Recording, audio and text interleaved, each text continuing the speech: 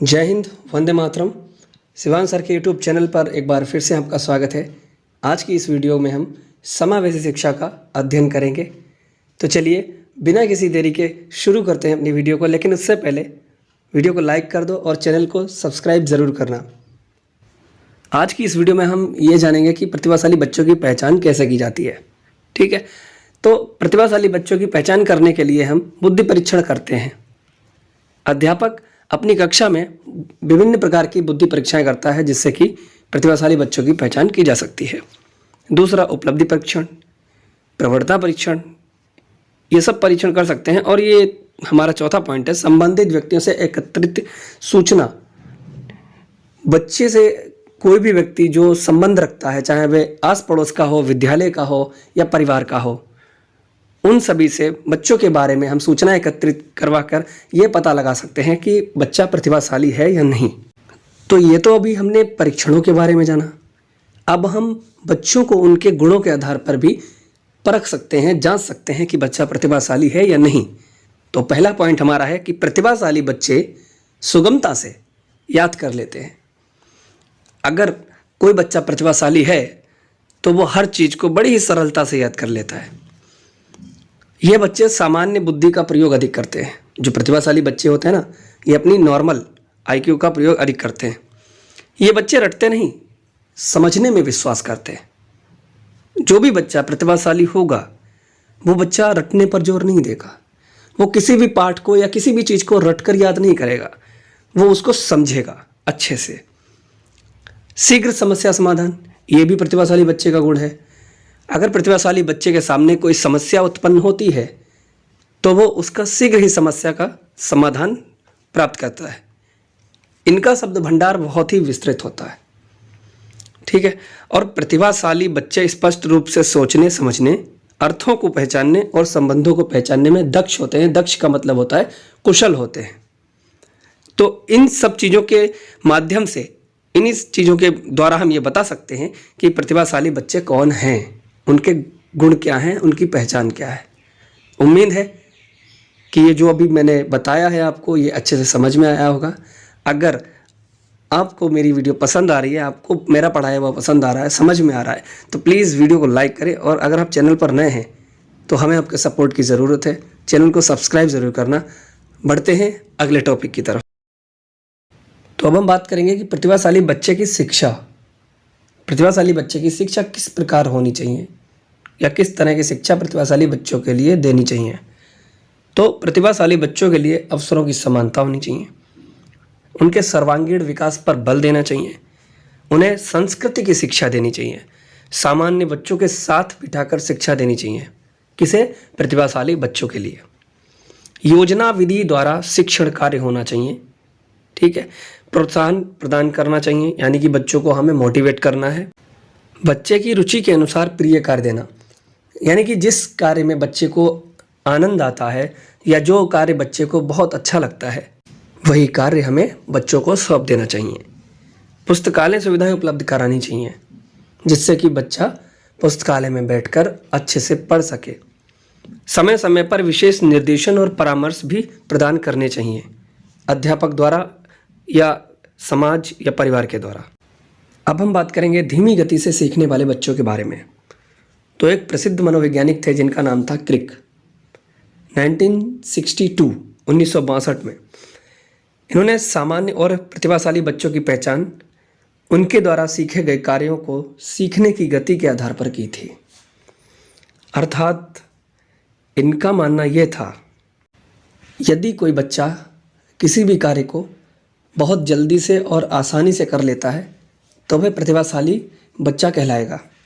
और अगर कोई बच्चा किसी भी कार्य को आसानी से ना कर पाए या देर से कर पाता है या करने में असमर्थ होता है तो वो धीमी गति से सीखने वाला बच्चा कहलाएगा। जो बच्चे सामान्य कक्षा में अपने आप को समायोजित नहीं कर पाते, मतलब जो बच्चे कक्षा के वातावरण में अपने आप को ढाल नहीं पाते हैं, उन्हें भी धीमी गति से सीखने वाला बच्चा कहा जाता है। उम्मीद करता हूँ कि आपको धीमी गति से सीखने वाले बच्चों के बारे में पता चल गया होगा कि धीमी गति से सीखने वाले बच्चे कौन कौन से होते हैं। चलिए बढ़ते हैं कि धीमी गति से सीखने वाले बच्चों की विशेषताएं क्या क्या होती हैं। अब हम इस टॉपिक पर बात करेंगे। तो अब हम बात करेंगे धीमी गति से सीखने वाले बच्चों की विशेषताओं के बारे में। लेकिन उससे पहले अगर आपने अभी तक वीडियो को लाइक नहीं किया है तो जल्दी से लाइक कर दीजिए, और अगर चैनल पर नए हो तो प्लीज़ सब्सक्राइब ज़रूर करना। तो चलिए अगला पॉइंट डालिए, शारीरिक विशेषताएं। धीमी गति से सीखने वाले बच्चों की विशेषताओं में सबसे पहला पॉइंट हम डालेंगे, शारीरिक विशेषताओं के बारे में बात करेंगे। इसके अंतर्गत बच्चे में शारीरिक समस्या या मानसिक समस्या होती है। ये बच्चे जो होते हैं वो साफ कपड़े नहीं पहनते, ये मैच्योर नहीं होते, यानी कि इनमें परिपक्वता देर से आती है। इन बच्चों में लिखने पढ़ने का दोष पाया जाता है और ये विद्यालय में अनुपस्थित होते हैं। इनमें सामाजिक गुणों का लोप होता है। ये बच्चे चिंता मुक्त होते हैं, इन्हें किसी बात की चिंता नहीं रहती। अब हम दूसरा पॉइंट डालेंगे, अवधारण शक्ति का अभाव। यानी कि जो धीमी गति से सीखने वाले बच्चे होते हैं उनमें ध्यान लगाने की कमी होती है। अवधारण शक्ति, अवधारण का मतलब होता है ध्यान लगाना, वीकनेस ऑफ अटेंशन। इसमें क्या होता है कि बच्चे की स्मरण शक्ति कम होती है। बच्चे में स्मरण शक्ति कम पाई जाती है, जिसके कारण वह किसी भी चीज़ को धारण करने में असमर्थ होता है। यानी कि स्मरण शक्ति के अभाव के कारण धारण शक्ति की कमी पाई जाती है। इस तरह के बच्चे जो होते हैं ना, वो पढ़ाई लिखाई से कतराते रहते हैं, पढ़ाई लिखाई से बचते रहते हैं। ये शब्दों को पढ़ तो लेते हैं लेकिन शब्दों और अर्थ के बीच में संबंध स्थापित नहीं कर पाते। अगला पॉइंट हम देखेंगे, असुरक्षा का भाव। धीमी गति से सीखने वाले बच्चों में असुरक्षा का भाव होता है।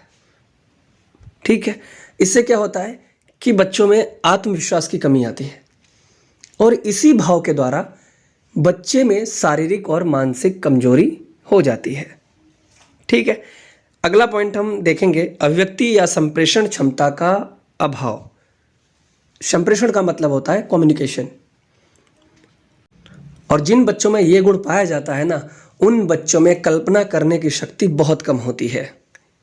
ये बच्चे जो है ना, अपनी बातों को दूसरों के सामने स्पष्ट रूप से रख नहीं सकते। इनमें अभिव्यक्ति करने का अभाव होता है। इस तरह के बच्चे दूसरे लोगों के साथ कम्युनिकेट नहीं कर पाते।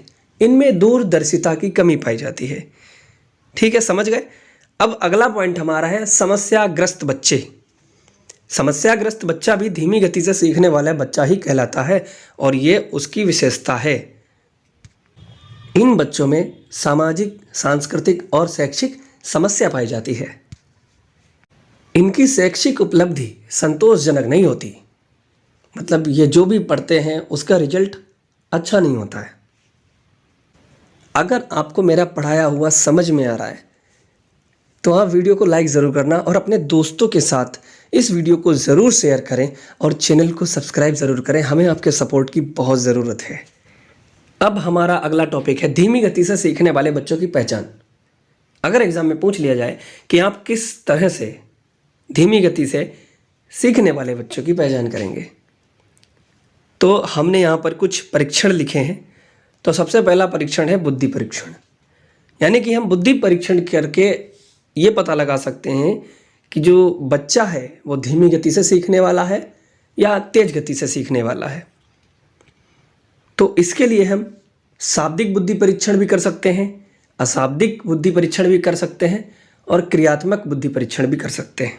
दूसरा पॉइंट हमारा है निरीक्षण प्रविधि द्वारा। इसमें जो होता है अध्यापक कक्षा का अवलोकन करता है। तीसरा पॉइंट हमारा है एकल अध्ययन विधि द्वारा। चौथा है चिकित्सा परीक्षण। चिकित्सा परीक्षण के द्वारा भी हम धीमी गति से सीखने वाले बच्चों की पहचान कर सकते हैं। पांचवा हमारा पॉइंट है शैक्षिक परीक्षण के द्वारा।